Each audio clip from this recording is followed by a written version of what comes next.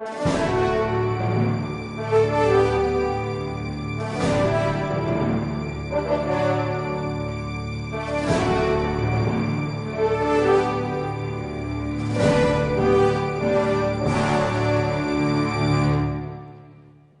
queridos irmãos, minhas queridas irmãs, no Parresia dessa semana nós voltamos ao tema que nós iniciamos na semana passada.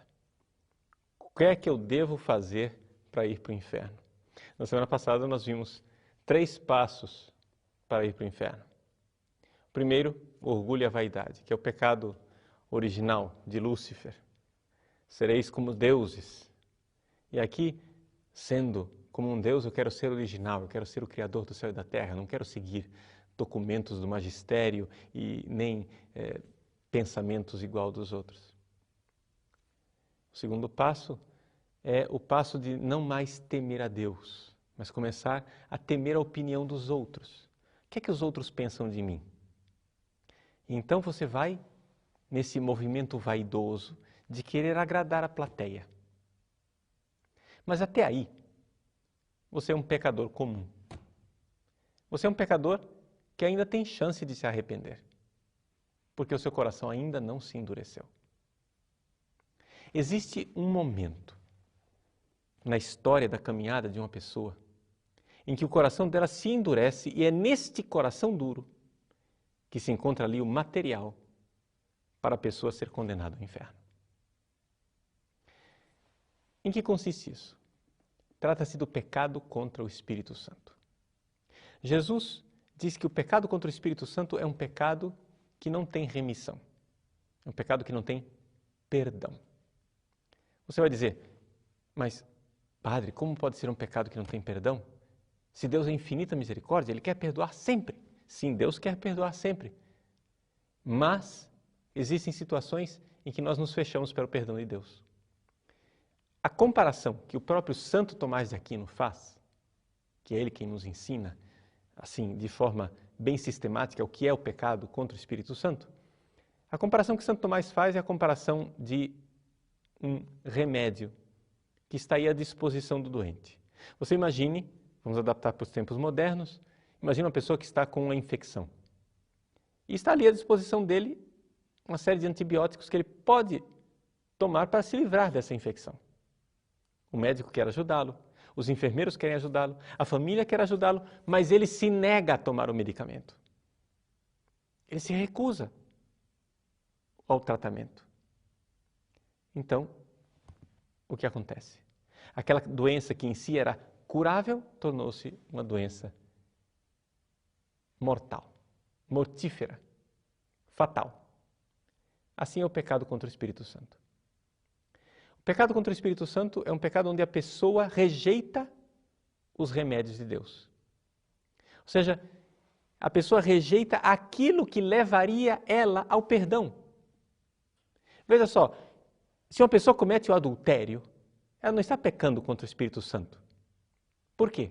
Porque dentro do pecado do adultério, não existe nada que impeça de ela se arrepender e voltar para Deus. Mas o pecado contra o Espírito Santo constitui num pecado que tem dentro dele algo que me impede de sair da situação de pecado. É aquilo que nós chamamos de endurecimento do coração, uma esclerocardia. Não é? O coração fica duro, como aquele coração do faraó que rejeitou Deus. Como o coração de Satanás, que não tem mais salvação, porque ele se endureceu. Ou seja, quando Deus criou os anjos, Deus deu aos anjos a graça necessária para que os anjos o obedecessem, ficassem com ele, aceitassem o seu plano de salvação. Alguns anjos rejeitaram essa graça. Deus continuou dando a graça, mas eles foram endurecendo cada vez mais o coração. Esse é o resultado estranho de pessoas que, diante do amor de Deus, parece que ficam ainda piores. Esse é o pecado contra o Espírito Santo, esse endurecimento do coração. Então, quais são os tipos de pecado contra o Espírito Santo? Santo Tomás de Aquino elenca 6 tipos de pecado contra o Espírito Santo. Os primeiros 2 pecados são contra propriamente a ajuda de Deus, mais diretamente. Ou seja, Deus, Ele é a nossa esperança. Ele é a nossa salvação. Agora, quem peca contra o Espírito Santo pode pecar, número 1, de desespero ou, número 2, de presunção. O que são esses 2 pecados? O pecado do desespero. O sujeito não espera mais a salvação. Ele diz assim, eu pequei, mas o meu pecado é tão grande, tão grande, tão grande, que nem Deus pode perdoar.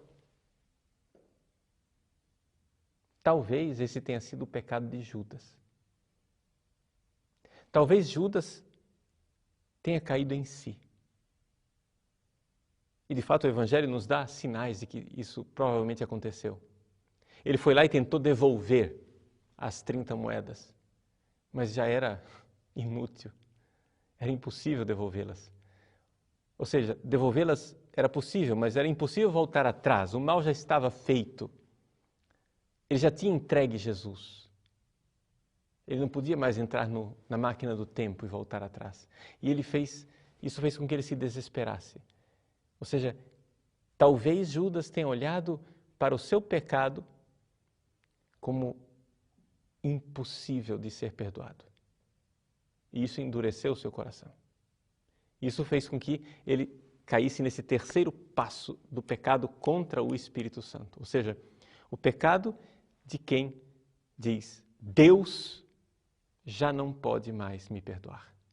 Ou seja, vejam o que é que está atrás. Eu sou tão grande e Deus é tão pequeno. Meu pecado é maior do que a misericórdia de Deus. Entenderam o absurdo? Mas é esse tipo de pensamento de orgulho que iniciou lá atrás, no primeiro passo, na vaidade, que então chega ao ponto crucial de endurecimento do coração. Segundo pecado contra o Espírito Santo é a presunção. Ou seja, a presunção da salvação sem mérito. O que quer dizer isso? Eu vou ser salvo mesmo. É a história do Deus que é vovô, né? O vovô bondoso, o Papai Noel. Deus vai me dar o presentinho mesmo que eu não mereça. Deus vai ser sempre bonzinho comigo e eu vou para o céu. Até mesmo contra a minha vontade. Mas isso não é real. Deus não quer escravos, Deus quer filhos. E Ele respeita a nossa liberdade como Ele respeitou a liberdade de Satanás. Deus sofre com isso, mas Ele respeita. Deus, como é demonstrado no Evangelho, Ele deixa que o filho pródigo saia de casa. Mas o filho pródigo que saiu de casa e pecou, ele ainda não tinha o coração endurecido e é por isso que ele foi lá pedir perdão. O filho pródigo saiu de casa e Deus deixou que ele saísse de casa. Ele usou sua liberdade de forma inadequada e Deus deixou que ele usasse sua liberdade de forma inadequada. Mas quando ele estava na sua miséria, no fundo do poço, ele se arrependeu e voltou. O coração dele não tinha endurecido ainda. Pois bem, o pecado da presunção da salvação é o pecado que seria a pessoa dizer, não, Deus vai me salvar. Não importa o que eu fizer, eu posso aprontar, pecar, matar, ludibriar. Isso, infelizmente, gente, é um pecado que está cada vez mais comum. O pecado da presunção. Vejam que aqui Satanás usa uma verdade pela metade. Ou seja, a verdade de que Deus é misericórdia, isso é verdade. Mas ele usa isso contra Deus. Ou seja, Deus é misericórdia, portanto você não precisa fazer nada. Portanto, você pode ser mau. Veja que lógica absurda, mas é a lógica que está no nosso mundo. Eu posso aprontar o que eu quiser, Deus vai me salvar mesmo assim. É o segundo pecado contra o Espírito Santo. que fecha a porta da salvação porque fecha a porta do perdão. Eu não tenho como pedir perdão se eu não acho que cometi uma falta. Se eu acho que eu vou me salvar mesmo assim, por que eu vou clamar misericórdia? Então, vem os outros pecados contra o Espírito Santo. O pecado contra o Espírito Santo, número 3, seria o pecado de você recusar a verdade conhecida. A verdade é um meio que Deus me dá para a salvação. A verdade conhecida, você sabe o que é verdade. Parece incrível, mas as pessoas não querem a verdade. É interessante isso. É quase absurdo. Mas as pessoas não querem a verdade porque a verdade liberta, é verdade. Jesus disse, a verdade vos libertará. Mas Jesus não disse a verdade é agradável. Jesus não disse que a verdade é fazer cosquinha nos nossos ouvidos. Jesus disse que a verdade liberta e a verdade, no mais das vezes, ela é doída. Veja, por exemplo, Pilatos. Pilatos viu a verdade. Pilatos viu que Jesus era inocente. E, no entanto, na hora que aquela verdade começou a ser incômoda, ele cinicamente dá uma de relativista, como se ele fosse um homem do século XXI, e diz, o que é a verdade?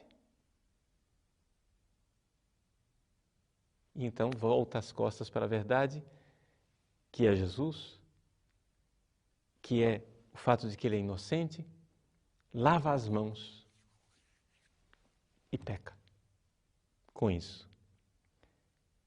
Se você recusa a verdade, você recusa reconhecer o caminho que te levaria para a salvação. Você está voltando as costas para Deus. E esse endurecimento do coração é um pecado contra o Espírito Santo. Quarto pecado contra o Espírito Santo é o pecado de recusar a graça de Deus. Santo Tomás exprime isso como sentir inveja da graça de Deus. Ou seja, Deus age no mundo, Ele dá a sua graça abundantemente a tantas pessoas. E você não aceita essa graça. Ah, não, Deus está dando a graça para fulano, para Beltrano, para Ciclano, e você fica ressentido que a graça de Deus esteja prosperando, esteja crescendo no mundo. Você fica ressentido, como o teu irmão tem vocação para o sacerdócio e você não tem, e você fica ressentido. Você fica com ódio do sacerdócio, você fica com ódio da graça de Deus, você fica com ódio de quem recebeu um dom especial que você não recebeu. Você fica com ódio das coisas de Deus. E isso endurece o coração das pessoas e impede que ela receba o perdão. O quinto e o sexto pecado contra o Espírito Santo não precisam de grande explicação porque é fácil de você entender. O quinto é a impenitência final. Ou seja, a pessoa que morre sem arrependimento. Ou seja, ele não quer o perdão. No fim da vida, ele se recusa a receber o perdão, se recusa a pedir a Deus misericórdia. E o sexto pecado é a obstinação no pecado. Ou seja, você elege certos pecados como pecados de estimação. Você diz, eu quero viver esse pecado e eu não me livro dele. A impenitência final e a obstinação no pecado são duas formas claras para se ver que uma pessoa endureceu seu coração. Este é o terceiro passo, então, para uma pessoa ir para o inferno.